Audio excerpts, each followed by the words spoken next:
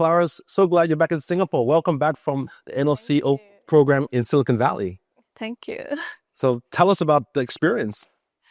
Well, I think I had a super great experience working in the US and especially working for Key, right? I think firstly, actually being able to go on a 1 year stint overseas at such a young age, it's something that I think is really rare for people in general. And I think that I was given like a really great opportunity and it was very privileged for me to be able to embark on this journey, work in the US for a year, and then sort of like come back with a totally fresh perspective.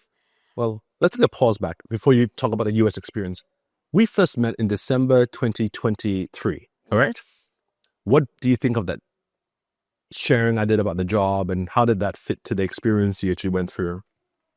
I think when you first shared with me in that dim sum restaurant that we were in Singapore, I had sort of like a more like groggy idea of like community building in general. So it was probably my first time being exposed to community. The idea of community sometimes even scares me because I'm more like of an introvert, and sort of being able to join a community, to be able to speak to people, network freely is something that I've sort of always been afraid of. And when you pitched to me about Key being like a form of a community building platform where you think you could onboard communities like Zoogla X, Meta X, Amazon communities, I thought that it was something that I have never seen before in my entire life, because I myself, I'm not like so much of a comedy person before. And when you shared with me like a whole journey, a whole story about like how you were in Google, and then even before that when you were in, I guess, Berkeley and Cornell, and then also how in Google you met Kush, who is the other co-founder of Key, and then how you guys both started out this venture in Key and what the whole mission of Key was. I think I really liked that it was a very impact driven company. And for myself, I really like social enterprises before this. So I like the idea that of me being able to contribute to something that drives an impact and drives a mission.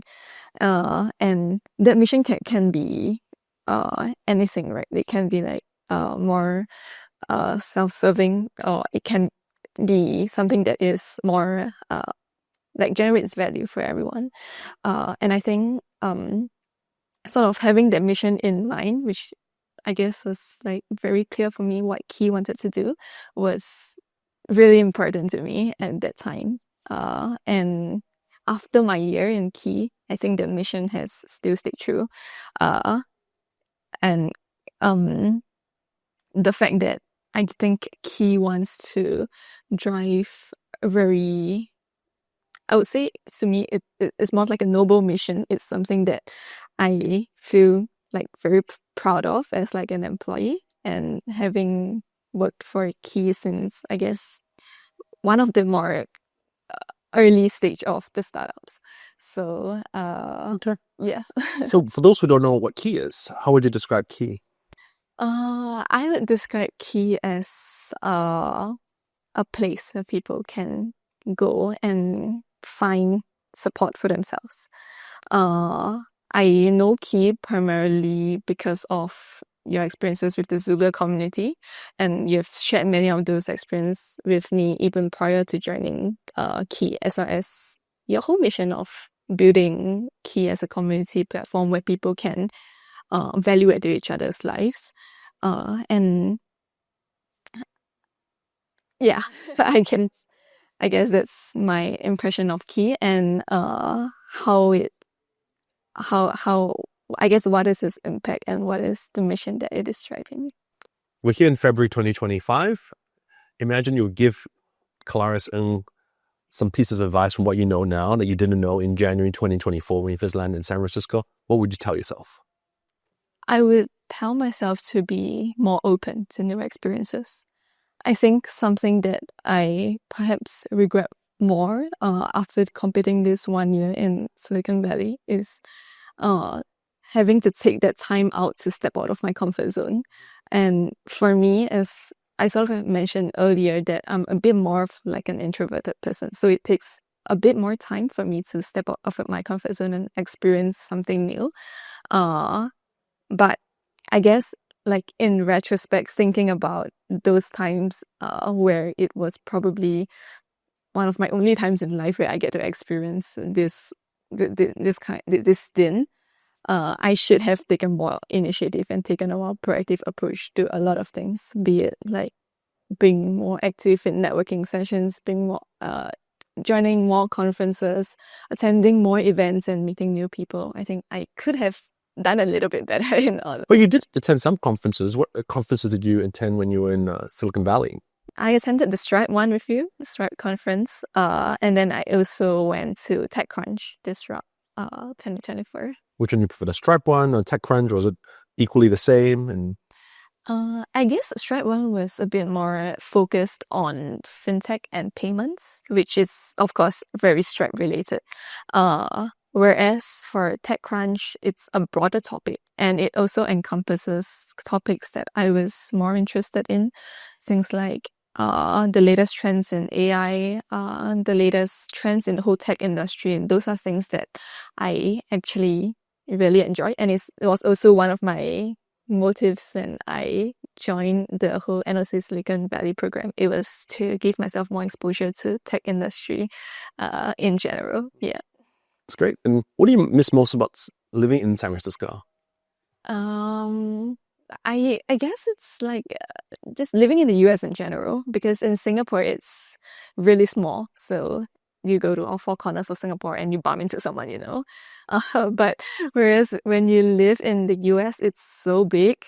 There's so many states in the US, so many places that you could go, places that you could venture to, and just, you know, completely be by yourself or be with the nature. And I think that was something that I really missed and I really appreciated about being in the US in general, because I really got the chance to experience new things that I never had before. You were sharing with me earlier about the onboarding experience you had, but also the onboarding experience that you're now giving one of our newest interns this past week. Can you share more about your own onboarding experience and perhaps why you're now giving this onboarding experience that you're designing for our latest intern? So during my initial weeks of onboarding, and even before I actually came to Silicon Valley, I think I spoke with Ajay, who was our previous intern, and he gave me a lot of good insights, a lot of good advice about how I should spend this whole 1 year working for Key and even being in the US in general. And Ajay and I had this like weekly one-on-one sessions where, even though he was in Georgia Tech back then, so he was all the way across the US in Atlanta, that he still conducted these sessions with me to help me to onboard myself, to get more familiar with the operations in Key, how I can sort of value add to the work that I'm doing, and also how I can in return get some value back for myself and to learn more things.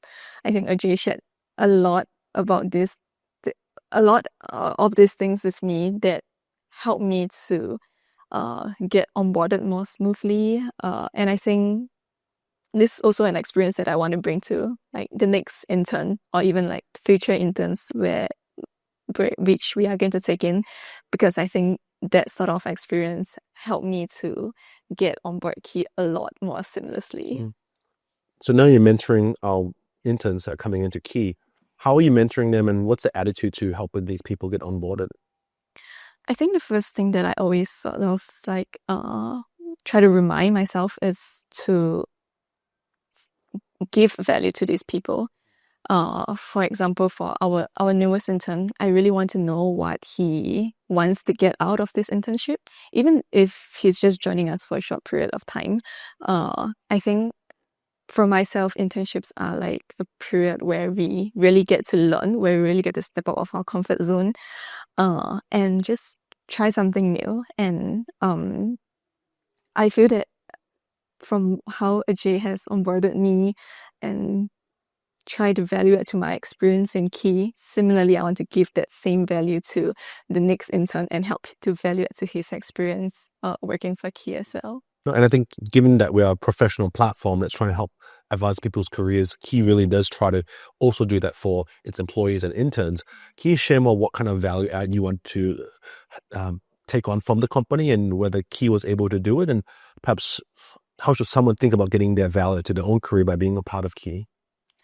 I think for myself, when I actually joined Key, it was a really early stage. We were at a really early stage of the whole startup process. We had only our events platform. Now we have sort of like became a whole community platform. And the good thing about being with such an early stage startup is you actually get to dabble in a lot of different roles. And for myself, I started out as a software engineer.